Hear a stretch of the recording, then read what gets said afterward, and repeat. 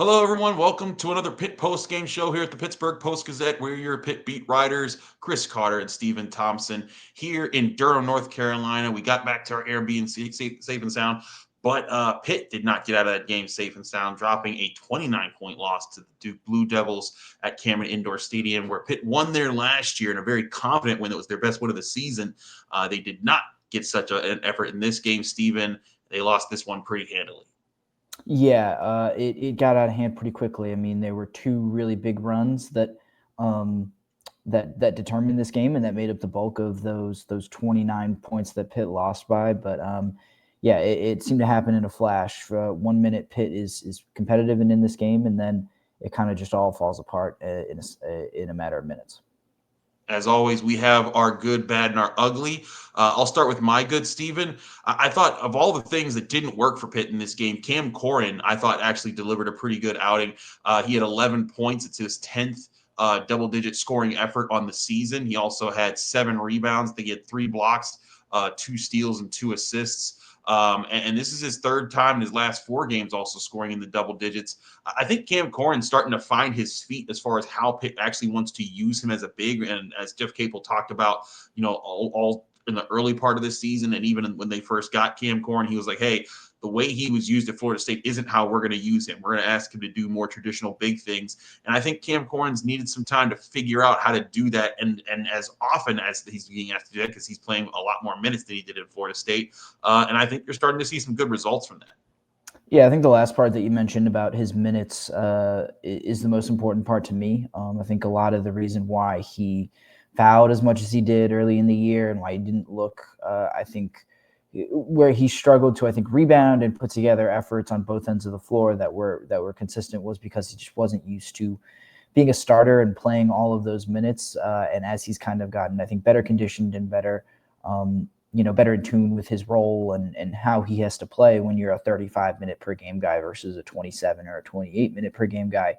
That's really been the key for him. He's been really outstanding. And your point about it being the beginning of a trend or the continuation of a trend, I think is really important too. Absolutely. Not much good to pull out of a 76-47 loss, but what's your good from this game? Yeah, like I mentioned at the top, I mean, there were really two big runs. There was a 10-0 run by Duke in the first half that lasted about 2 minutes. And then obviously that 18-0 run at the end of the game that was about 8 minutes long. So, I mean, we're grasping at straws a little bit here, but for 3/4 of the game, Pitt was really competitive with a team that's likely going to be the number 1 team in the country. By the time next week rolls around, they're probably going to get my vote, especially after the way Tennessee lost tonight. So, Pitt can take some solace in the fact that they didn't, in football terms, get beat down to down. They, in that kind of metaphor, just gave up a bunch of big plays.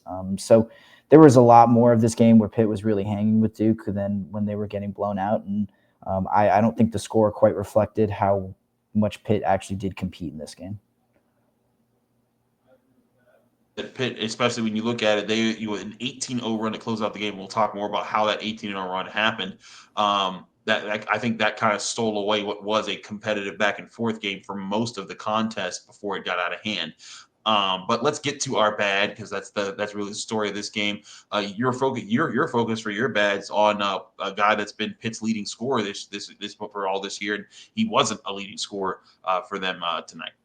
Yeah, Ishmael Leggett was one of the biggest reasons that they won down in Durham last year. I mean, there were a lot of guys who contributed to that win, but I thought Leggett's ability to score and score some tough buckets to stop runs from Duke was really huge in that win last year, but he just did not have it tonight. A really, really sluggish game from him.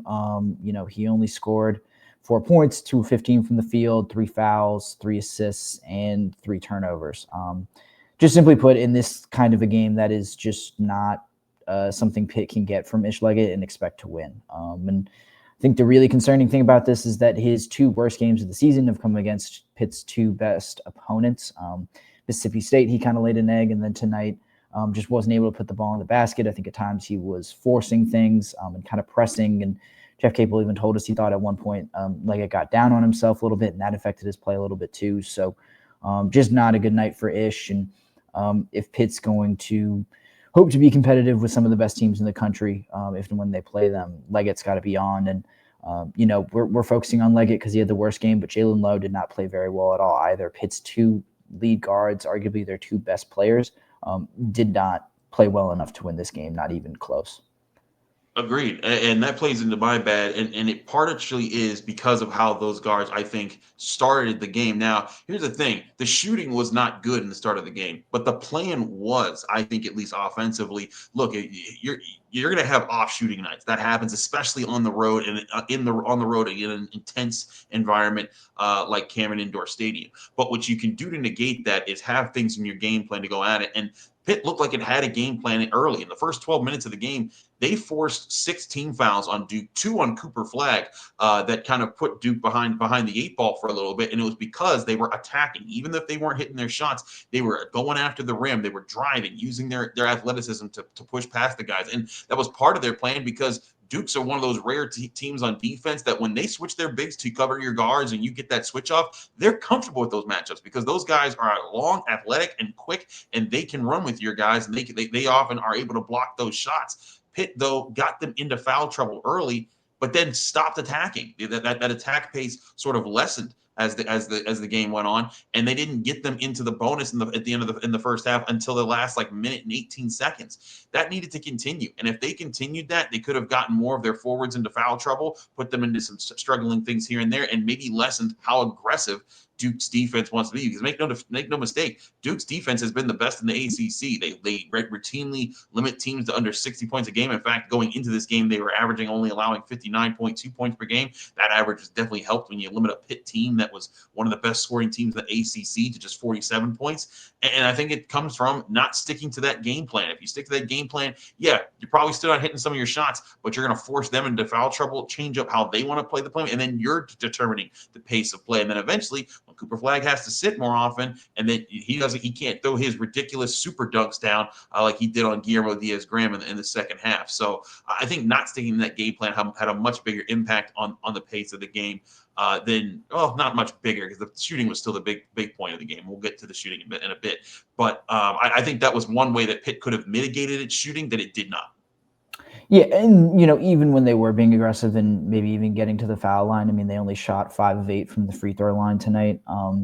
They missed a couple of front ends of 1-and-1s, which could have led to some more points. So there were probably 4 points that they left on the board there. A couple more free throws. Like they didn't even really capitalize when they were able to be aggressive and hang fouls on Duke. Yeah, and I'll transition that to my ugly here in this game, and it was a shooting. It was the lowest shooting rate of the season, 31%, just barely under their 31.1% against Mississippi State. And like you said, those are the 2 best teams that Pitt's played this season, and they've gotten their 2 worst shooting performances. And granted, both on the road as well, but Pitt can't afford to go into games shooting that poorly, especially when going into this game, they were the number 1 shooting team in the ACC as far as their field goal percentage. And I think as Jeff Capel pointed out, look, Duke was a big part of that. They're the best defense in the ACC. They've earned that title, and they certainly played like it. But Pitt also earned several open looks in this game. Open looks for guys like Ishmael Leggett, Jaland Lowe got some. I think Zach Austin got some, and they just didn't fall. Brandon Cummings also missed some open looks. But also it was also about the looks that Pitt didn't take in this game. Like there were some that I think that Jaland Lowe drove. Got an open man and didn't kick it to the right guy. Sometimes I think there were a few plays where I think he had some lobs to Zach Austin that could have generated some energy dunks that got Pitt going at some key moments. Both the Diaz-Graham twins each hit a 3-pointer in this game, but it was the only 3-pointers that they took all game. And I think Pitt should have gotten up more shots, stuck with their confidence, and it would have helped them eventually find ways to get points. But when you don't do that and then you shoot as terribly as you did in this game, you don't win basketball games, especially against great teams like Duke. Yeah, and the shooting, I mean, is what led to my ugly, which was, like I mentioned, the 18-0 run that closed that game. I mean, Pitt was right in this game. They had cut it to 11 after Brandon Cummings made a couple of nice layups, brought them some energy off of the bench. They were getting stops, and they actually did continue to get stops after they cut it to 11 points. I mean, they had multiple chances to cut that lead under single digits, and there was about 8 minutes left, so there was plenty of time to mount to come back, but instead they misfire on, their last 11 shots of the game. and give up an 18-0 run to Duke, who was just kind of able to wear them down. They made some free throws. Tyrese Proctor hit a couple threes as well. So they just decimated them and kind of snatched any momentum that Pitt had back right away. And, if Pitt's able to knock down, even 5 or 6 of these, or, even 4 of these final 11 shots, I mean, we're just talking about them in a completely different way. We're talking about this game in a completely different way. It was just a little disheartening to see them just kind of so futilely keep shooting the ball and for nothing to go in. And, kind of burned into the stat broadcast at the end of the game is, 18-0 run by Duke over 7 minutes, a bunch of turnovers for Pitt, 0 for 11 from the field over their last, X number of minutes. I mean, that's just a bitter way to leave a game like this when it looked like at one point you were going to be really competitive to fight despite everything you did wrong. As Jeff Capel pointed out after the game, Pitt's gotten its teeth kicked in before this year. It's unfortunate, the way it's Mississippi State, but they rebounded well from that to win all their games up until this point. After that stretch. So I thought that there were some good things that Pitt might be able to learn from this game, but they have to learn from them if they want to stand a chance to make the tournament, because I think they still have a tournament resume. I think that they're still solidly in where most bracketologists would place them at this point, but they're going up against a team in Louisville on Saturday at home. Louisville's also a 12-win team in the ACC right now. They beat what I think is a good Clemson team on Tuesday night. And if Pitt's looking at the end of the season and they're looking for an at-large bid because they didn't win the ACC or the ACC tournament, which when you see how good Duke is, those seem like likelihoods. But if Pitt wants to be the at-large team that makes the tournament at the end of the season, it has to win the games like beating Louisville to make sure that people can look at them and say, "Hey, the Panthers are definitely better than the Cardinals. Get them into the dance."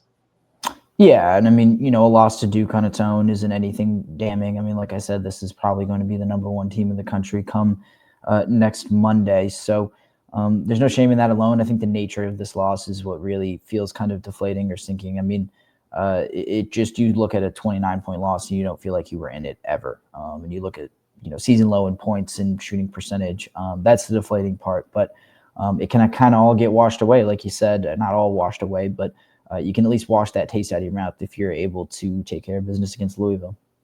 We'll keep you posted here on the Pitt basketball beat. Chris Carter and Stephen Thompson, your Pitt beat writers here on the road in Durham, North Carolina. We covered that game. We're headed back home in the morning, and then we'll be getting you ready for Pitt Louisville this Saturday noon at Peterson Events Center. Keep it here for the Pittsburgh Post-Gazette and all our Pitt post-game shows, as well as our Pitt mailbag shows that come out every Tuesday. Thanks again for tuning in, everybody. We'll see you again on Saturday.